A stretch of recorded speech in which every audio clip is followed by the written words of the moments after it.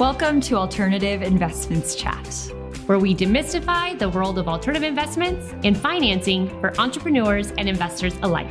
With these discussions, we hope you're more empowered to unlock opportunities in your business or portfolio.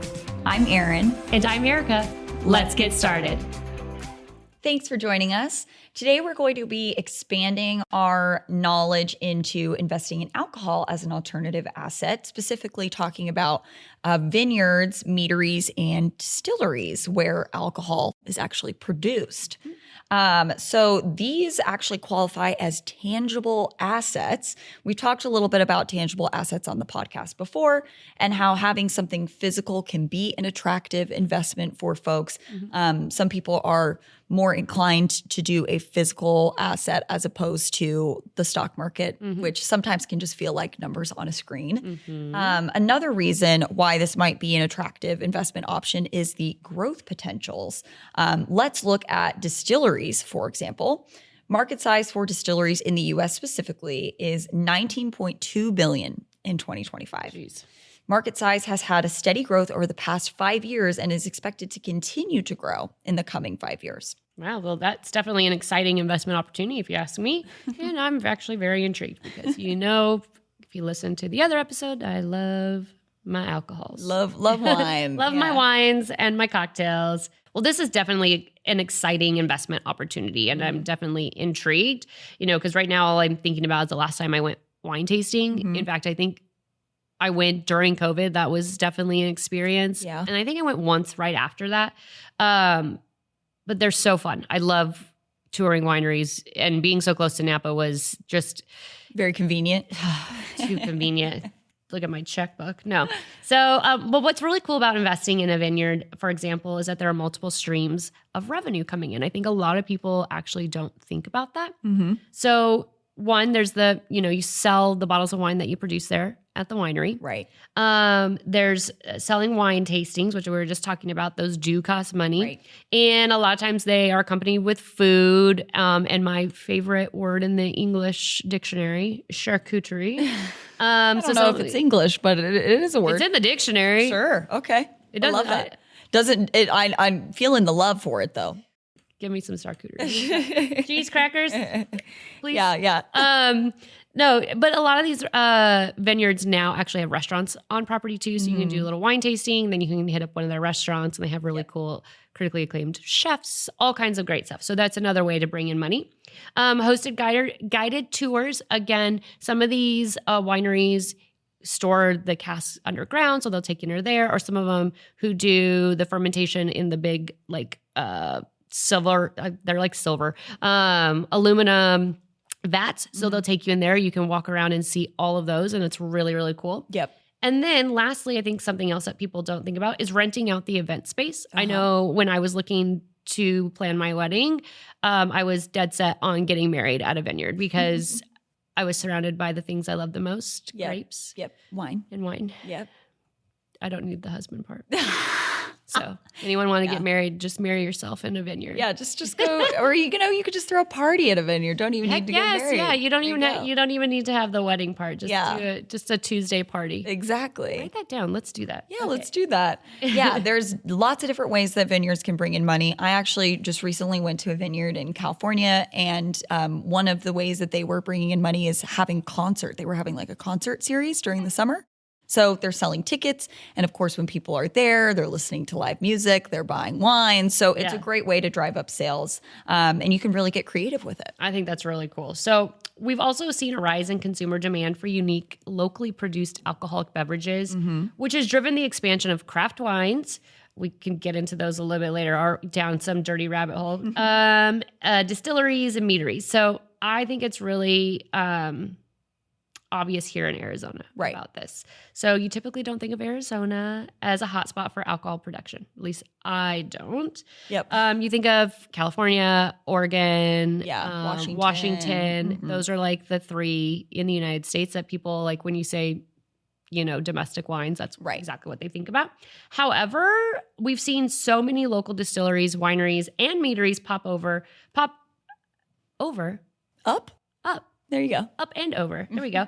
The past few years. In fact, according to a study done by the Arizona Department of Tourism in 2023, the number of wine producers in Arizona has increased by nearly 10 times since 1999. It's pretty cool. I think that's way cool. Yeah, definitely seeing more of that pop up. I actually just went to Sonoyta recently. Oh yeah, I've seen their bottles. Yeah, there's lots of wine there. Wilcox is another place where there's lots of wine popping up. So it's pretty cool. So let's get into the details here. Why would someone be interested in investing in a vineyard besides, your love of grapes? You just love it. There is a potential for land appreciation. We know that vineyards require certain climate and environment in order to grow the grapes. So it's a finite resource. For example, in Napa Valley, which is the prime vineyard place. There's land there that can sell between $400,000 to $1 million per acre. Yeah. And if you think about how big a vineyard is, that adds up really quickly. Yes. And that's only expected to rise in price because there are already, big players that have staked claim to the land in Napa. So the land is a finite resource. Yeah. Additionally, we've mentioned the multiple streams of revenue. This is really helpful, especially when a growing season doesn't go according to plan, because vineyards can generate income in different ways, which can be really helpful. But probably the biggest benefit here, which you've touched on, is the ability to mix personal interest and passion with your financial goals. Exactly. That goes for vineyards, meaderies, and distilleries. It can be really rewarding to invest in something you personally are interested in. Yep.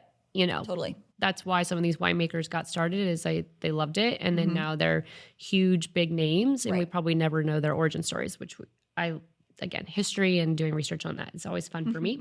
Another thing to consider with vineyards is the high demand for premium or collectible wines, which we talked about in a different episode.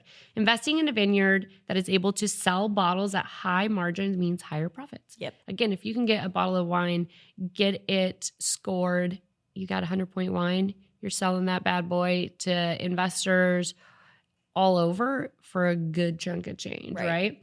And there's also opportunity to invest in some emerging wineries across the United States, like Arizona, Idaho, New York, New Mexico, all kinds of places are trying to get into this wine business. But it gives investors an opportunity to get in early and recap the benefits as these markets grow. Speaking of growth, I want to bring up meaderies, which are expanding in popularity pretty rapidly. Yeah. If you don't know what mead is yet, you'll soon know because it's becoming trendy. It's an alcoholic beverage that's made from fermenting honey and water and yeast, and it's actually also known as honey wine. It also has like some medieval origins, which is kind of cool. So you'll see it pop up at like Renaissance festivals, which is funny. I like that. But nevertheless, it's growing rapidly. The global mead market is expected to reach $1.39 billion by 2032. Jeez. And is growing at a rate of 11.33 year over year. So you can see huge growth potential here. Mead is now produced in over 45 U.S. states, reflecting the rise in domestic interest. There's a consumer demand here that's playing into this. There are craft beverage enthusiasts and health-conscious consumers that are kind of meeting in the middle of our Venn diagram, and they are attracted to mead due to its natural ingredients and low sulfites, which is pretty cool. Also, pop culture, fantasy novels, historical TV shows has increased in interest in mead. If we're thinking, Game of Thrones was on many years ago, but now we have House of the Dragon, which is on now. Don't remind me, next season hasn't started. Yet.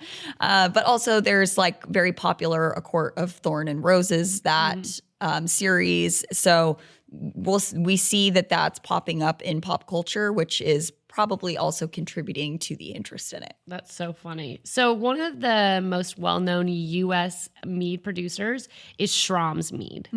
I went down the thing I do best, research and rabbit holes. I got down a very weird rabbit hole when I was looking up Schramm's Mead the other day. I was like, okay, we got to focus center back here. So it was founded in 2012. based in Michigan. So it specializes in fruit-infused meads. So it generates 1 million to 5 million annually with strong direct-to-consumer and retail sales, which is awesome because, again, a lot of times you could really only find mead in like the fancy or no, they're not even fancy. Sorry. Like the weird crafty. Yeah, it's like a little remote. I call those types of bars slap the mint bars. Because the bartenders have to, if you ever go to like a craft cocktail bar and they slap the mint like 500 times, I'm like, just put the damn thing in my drink. I'm going to flick it out anyway. Stop slapping the mint. Oh. That's where you find mead. So I call them slap the mint bars. Okay, because it's like, and it's hard because you appreciate the craft, but like, I'm like, just put the meat. That's where you used to find meat in the slap the mint bars. Yeah, like you'll the never hipster forget bars. it. Yeah, like hipster bars. So we know that there's huge expansion potential here. Yep. There is a real opportunity to benefit from first mover advantage. Who will be the next meadery to compete with Strom's? Yeah. I don't know. Who will be? I don't know. Yeah. Investors stand to benefit from a market that is expected to explode. Yeah, absolutely. If you get in with the next competitor, you could make some good money there. Yep. So what about distilleries? We mentioned them. We haven't covered them yet. So let's jump into distilleries. Okay. The craft spirit market is also expanding. It's expected to reach $117.37 billion by 2030. This is driven by, it's staggering, driven by demand for premium whiskey and tequila. Yeah. There's an increase in active distilleries. There are 3,069 craft distilleries in the U.S. in 2024. That's up 11.5% from 2023. Yeah, and every time I turn on the television or see an ad, I feel like a new celebrity is creating a new line of alcohol. Yeah. It does feel that way. I'm like, man, okay. Some of them are really good. Some of them not so good. Sure. Personal opinions, of course. Anyone who loves these, please, I don't want to throw hands or anything. You can buy me a cocktail because, like I said, I'll drink anything. So Kendall Jenner, for example, she has 818 tequila. Yep. Aaron Paul and Bryan Cranston did Dos Hombres Mezcal. Dwayne The Rock. He's got Termana tequila. Yeah. And then probably one of the most famously launched one was by George Clooney. We see that man's beautiful face everywhere for Casamigos. Hard to resist. Yeah. Yeah. Also, Casamigos sold to Diego for $1 billion in 2017, showing high exit potential for those premium bands. Yes. Because they were getting snapped up. Yes. Very interesting. And that brings up a good point. With some of these spirits, there's potential for acquisition interest. Large beverage corporations are actively trying to acquire successful brands, and that could lead to a big payout as if you're an investor. There's also direct-to-consumer sales. So like anything, the internet has really expanded sales and has made these subscriptions-based whiskey clubs or even other sorts of spirit clubs available to people all over the U.S. They can get whiskey delivered to their door, have a tasting, and this increases investor opportunities as well. Yeah, because you're exposed to different whiskeys that probably wouldn't have bought in the grocery store. Yeah, in the first place. Grocery store or wherever. Exactly. Yeah, I've seen those clubs online. I think they're really cool. I don't know enough to drink that much those kinds of spirits. I like a good cocktail, glass of wine, but like I don't need to sit there and be like, this one's drink got whiskey neat, toast of honey. I'm like, this is great. That's all I got. Yeah. So how do you start investing then? Good question. The options for investing in a vineyard, meaderies, and distilleries mirror the options for investing in farmland, which we did an episode on. So one of these options is direct ownership. Sure. Again, we talk about hands-on, hands-off kinds of stuff, but this is a really cost prohibitive and not typically feasible for the average investor. Right. And that's because there's a lot involved with that. Yes. So there are sometimes opportunities for venture capital or an angel investing, however, but again, that's usually out of reach for the average investor. Yep. More people are investing through crowdfunding platforms, WeFunder and Start Engine are two that allow fractional ownership. And again, those normally have lower minimums to invest. So always keep that in mind. Yeah, exactly. And we're seeing a rise in investing through crowdfunding platforms, not just in alcohol production space, but in general. One very successful company or example of a company that was able to attract an overflow of investors through crowdfunding is Cotswolds Distillery. They're actually an English distillery. It was founded in 2014. Hence the weird name. Yeah, doesn't it sound English? But their 2018 crowdfunding campaign made waves after they surpassed their $2 million euro goal in just 1 week on a platform called Crowdcube. And they met their funding goal with 571 investors and were actually overfunding that. So accepting overflow of money. Wow. But this wasn't their only successful crowdfunding push. They've actually have several others that they've done since then. And this has helped expand their operations, renovate their visitor center and hire additional staff, and just help them expand their business overall. That's awesome. So we got to talk about the risks now. yeah, I know. I knew what that so was. Yeah. So we got to talk about risks. Your favorite part. Number one, climate risks.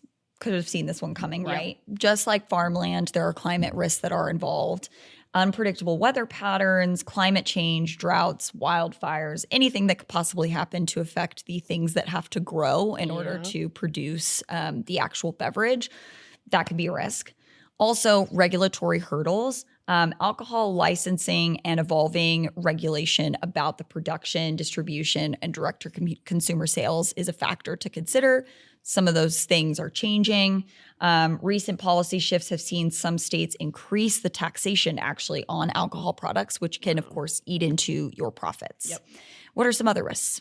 Well, there's always, economic cycles. So alcohol production and sales can be affected by economic downturns. During time of economic hardships or recession, people tend to cut back on luxury or non-essential items, which could negatively impact the sales of premium wines, spirits, and other alcoholic products, aka they're drinking the well. They're drinking the well, that $2 chuck. They're not going to spend the extra money to get the name brand. Stuff, And we're currently seeing this reflected in the whiskey sector, actually. In 2024, American whiskey sales fell 1.8% in volume, according to the Distilled Spirits Council of the United States. So, and another risk would be just changing consumer preferences. Alcohol sales are influenced by consumer taste and, again, what's popular. Right. So younger consumers are shifting towards those ready-to-drink cocktails and non-alcoholic beverages. I've seen a lot of non-alcoholic liquors coming out. Beers, wines, beers, wines. I've tasted rum, gin that tasted like perfume. It was super foul. They're still, working on that recipe. But some are better than others. Yeah, some are much better than others. But those definitely are a trend. And if you go to a restaurant these days, the non-alcoholic cocktail section is growing. It is definitely growing. Because there's a rise of health-conscious drinkers. Drinking trends just in general, such as low ABV and functional beverages. Right, so exactly. Yeah. Keep those in mind. Yes, definitely seeing that. But it's important to note that there's no investment that is without risk. Nope. There's never going to be an investment that's guaranteed. So this is just like any other investment in that way. Always going to be risks associated.